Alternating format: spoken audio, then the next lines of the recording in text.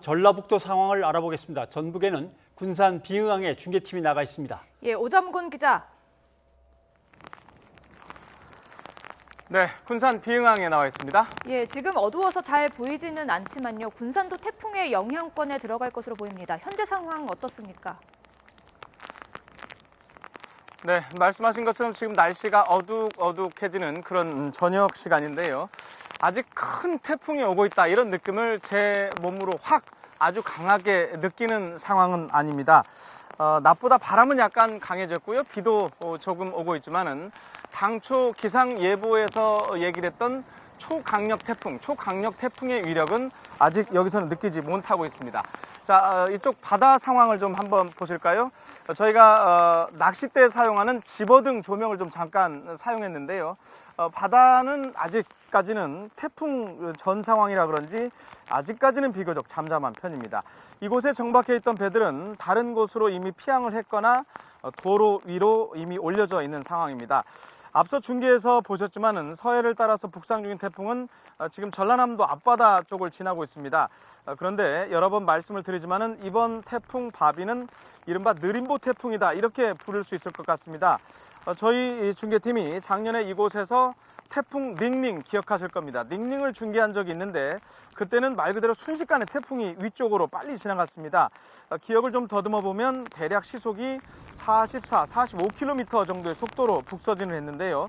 이번 태풍은 그때 절반가량의 속도로 그동안 이동을 하고 있었습니다. 시속 22km 정도였는데요. 상당히 더딘 속도죠.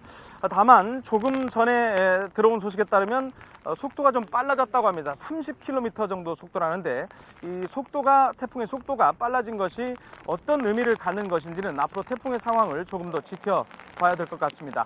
하지만 앞서 제주도 중계에서 낮에 보셨지만은 태풍의 세력 그리고 태풍이 몰고 오는 바람은 상당히 강합니다.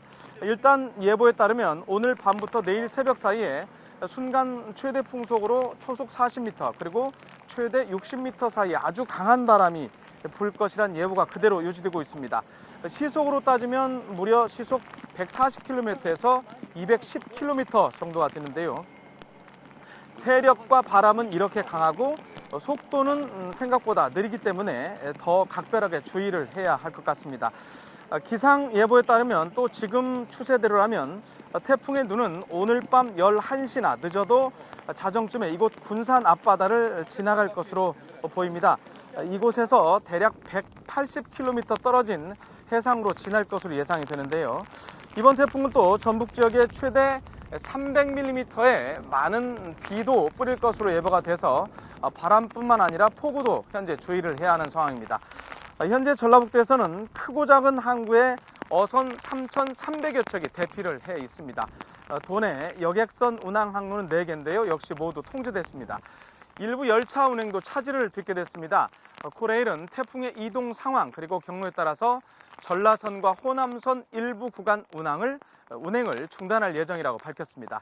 잠시 뒤 8시부터는 이곳 군산과 부안을 연결하는 도로죠. 새만금 방조제 도로 강풍주의보에 따라서 내일 아침까지 일시적으로 전면적으로 통제될 예정입니다.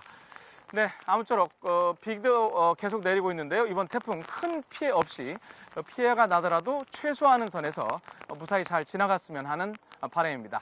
지금까지 군산 비응항에서 YTN 오점곤입니다.